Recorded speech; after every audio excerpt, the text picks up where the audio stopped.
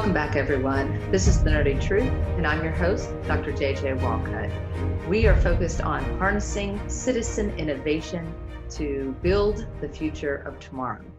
Today, we have the distinct pleasure of inviting one of my colleagues and dear friends, Karen Fray, and we're going to be talking about the BLM movement and national security, and particularly the difference between diversity and inclusion. Or as she likes to say, her unsafe word is inclusion. And with that, let's go ahead and bring in our guest. Welcome. How are you?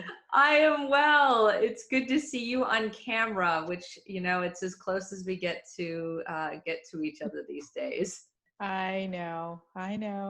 It's It's so close to that everything that I do with regards to living virtually has turned into, these are the things that are routine. For instance, I answer every single call and I have it set up that way for me to answer on mute because, I just have every single, because I use Zoom, I use Blue Jeans, I use so many different ones. And so I go into settings. I'm like, I have to make sure that every call that enters on mute. I have to make sure I wear my mask when I go outside. I have to, everything is so different. Bring my own pens wherever I go. I know it does. I feel like I'm always walking into surgery if I leave the house. So it's a new experience. And having been the parent of multiple children who spent long periods of time in the hospital, I'm very used to that routine.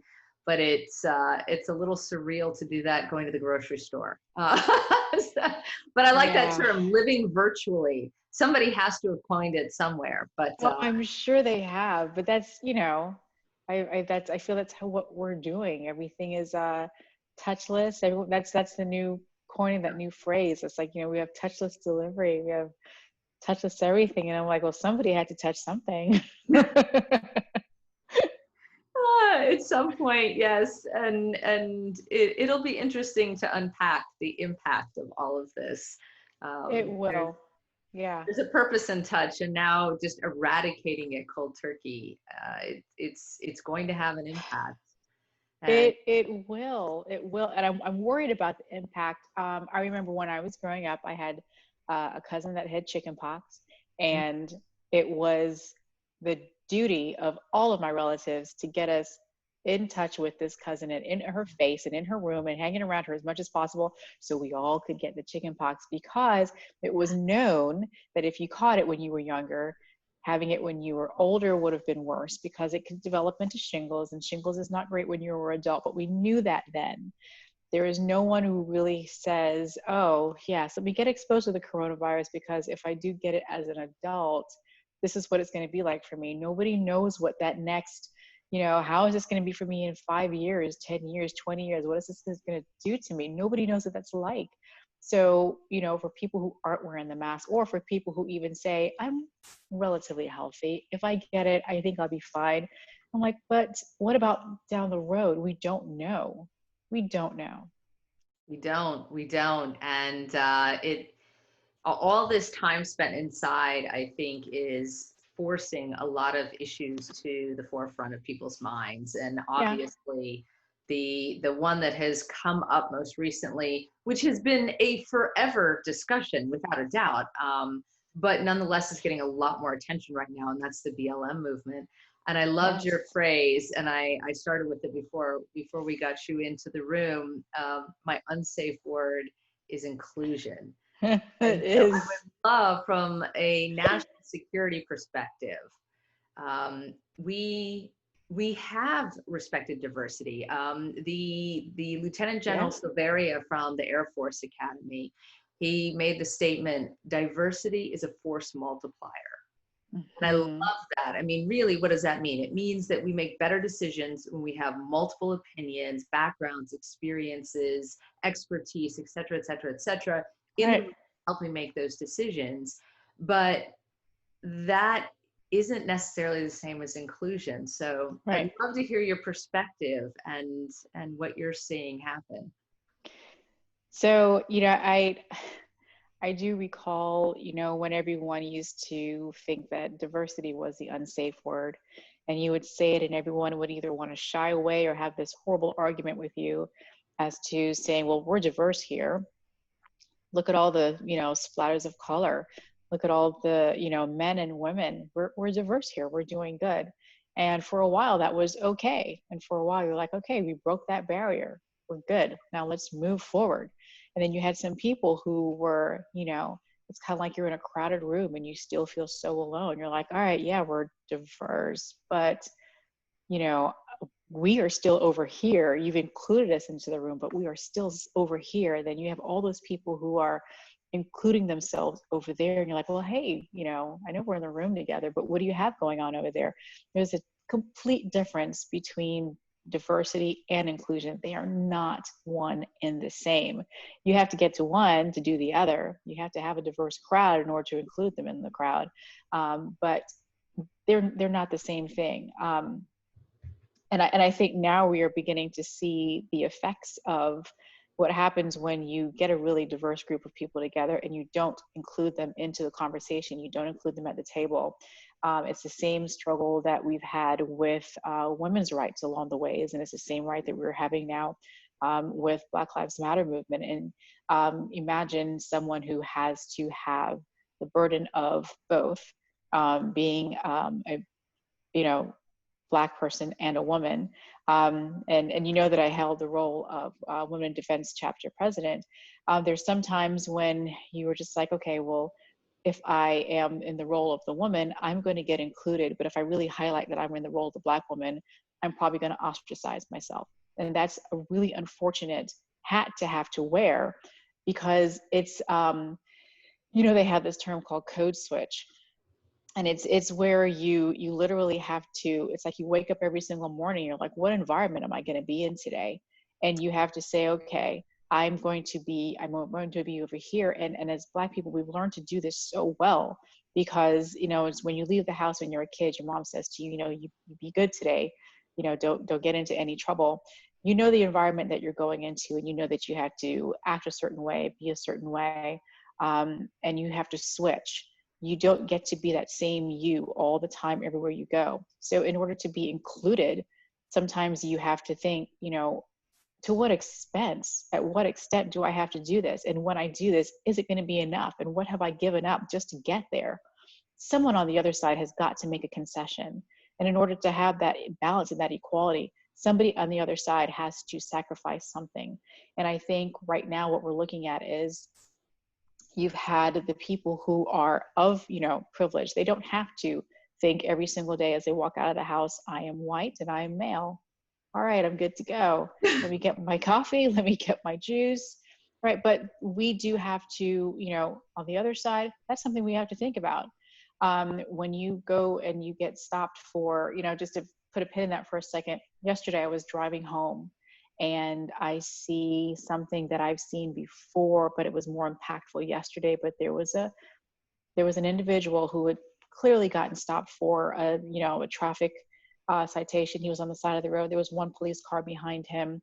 It was raining. Maybe he was speeding. Maybe it was something else. He literally had both arms outstretched out of his car window, and it was pouring rain.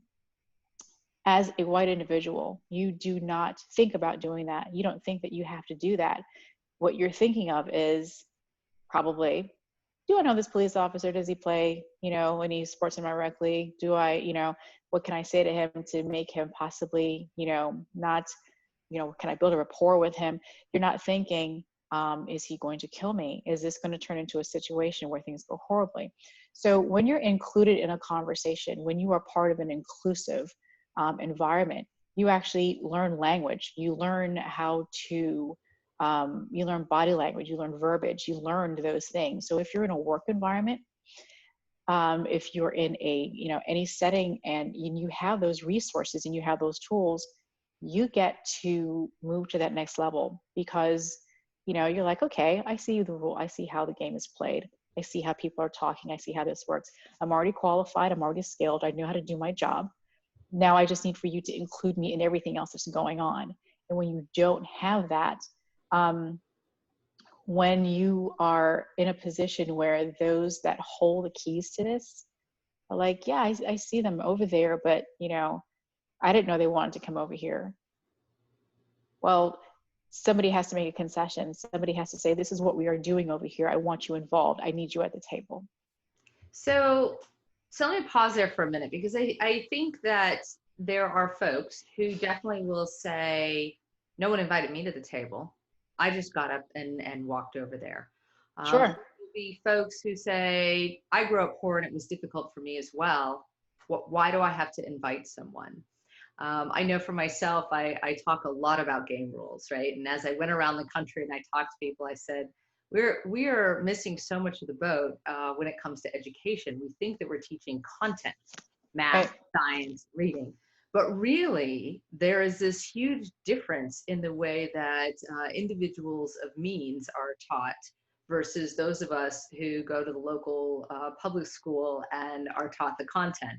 Those Right. folks are taught game rules and how to Yeah. interact. And, you know, I was always told that if I studied well and got a college degree, I'd have a great resume and I'd be able to get a job. And what I learned very quickly was the fact that I had a resume was a shibboleth or a sign that I had no idea what the game rules were, because nobody uses the resume to get a job. The No. resume is the after effect of the handshake and the Yeah. discussion at the golf course or at the dinner table or with the friend's parents when you're young or whatever it is, but it has nothing to do with the pathway that I was taught. And so I Yep. had to learn a whole new set of rules. And so there are folks who struggle to understand what makes it different for, I mean, in this case, we're focused on Black people, but truly it's people of color, people in minority situations, certainly our Native Americans and our immigrants, and many others also face some of these pieces and Sure. experiences. And so in national security, our number one goal, and I think this is the reason that diversity has come quickly, but maybe inclusion, we still haven't gotten there, is to survive and to Yes. defend the country. And so things get Yeah. real fast, and all the petty stuff goes to the wayside quickly. And the driver to include people who have a skill, capability, or knowledge that you Mm-hmm. need is the push is there. But in general society, that push isn't quite so obvious, right? We talk about, you know, people who run for president. We'll take, you know, a play out of my book. Do we get the most qualified? I think most people can agree, no, the most qualified aren't the ones that are able to get to that level. So there's this control factor that's happening. And the part that I want to focus on is what is it that people gain by being inclusive? And of course, I'm setting you up in case anyone's watching that. I'm doing this purposefully. This is playing devil's advocate. But there is a real benefit to inclusion for everybody. And this is the part Yes. that we miss. So help us understand from that national security perspective. We bring women in because we know that the decisions that are made are, it's something like 67% better if at least Yes. one woman is on the team. When Yes. we expand that to include everyone from every background, not just by gender, what do we gain? Oh, God, what do you not gain? Um, you know, you're not isolated. You know, you don't think in a bubble. You don't keep on putting out the same solutions to you know, the same type of issues or various issues. If you look a certain way and you act a certain way, and the only way that you know how to solve a problem is a certain way, every single thing that comes up that looks like that problem, or even slightly different, or even remotely different, is going to come out sounding just like that way. Right. If you know, if you can't bring yourself to understand that you do not have all the answers, and everyone who looks like you does not have all the answers, and you need to have other people at the table who have different backgrounds, different mindsets, different life experiences, who can stop you from making decisions that might make others feel less than, who can encourage you to actually be an advocate for others, so that, you know, you can make the world a better place. And let's say, okay, it's not your mission. Not everyone wants to do that, apparently. No, I'm afraid not. No, not, and that's, look, that's fine. Not everyone has to have that role. Fine. But you do have to put yourself in a position to say, I'm a part of a, you know, of a network of people here where I work. I do not want to be the one that sets this company up to fail because I was the one who refused to look to see what everyone else had to offer. I think And that's that is, it is. And I think that is what you do. I think you set yourself up to be the one who says, I don't want to hear what anyone else has to say. We have all the answers. And then you find yourself in a position like with H&M, who put out an ad that made, that was offensive. And they should have had someone at the table who said, I don't think that's the route that we might want to go. It was going to be a simple sentence for anyone else that was sitting at that table to say, I see what you're trying to say. I see what you're looking to do. I am certain that it wasn't done with with maliciousness in mind, but it just would have taken someone to say, you don't want to go that direction. It really doesn't take, it doesn't take someone to actually have to, go into litigation every single time or be dramatic every single time. It actually could just take a conversation and just someone saying, hey, we may want to go a different direction with that. What else can we do? Yeah, I completely agree. And I think as we close out, I'll tie it back to our daughters. So we both have daughters, Yeah. relatively similar in age, both sports kids. Yep. And I remember one time my daughter and I were watching a lacrosse game, and Team A was annihilating Team B. The score by halftime was incredibly high, and people were starting to leave. And I said to my daughter, I said, well, this is just going to be a blowout. She said, are you kidding me? There's one girl who is the shooter, and everyone else plays the same play every single time. What happens when we don't include others in the team is we become predictable. And when it comes to national security, ultimately, Yes. we run the risk of watching happen what happened to that team. And in the second half, Team A was annihilated because Team B figured out their one play and Yeah. they shut them down. And so we have to be inclusive, whether you are a nice person or not, whether you believe in community or not, although we wish you would. Yes, we do. But once you become myopic and you have the same solution every time, and as you said it right, you have the same voice every time, and it doesn't matter what problem comes in front of you, you have the same perspective every time. Every time. You become predictable. And that is a catastrophic failure when it comes to the defense of the country. Yes. And so whether it's defense or it's resilience to a biological threat or an environmental threat, an economic problem, or a defense problem, if we're not working as a team, we are literally cutting off our noses to spite our faces.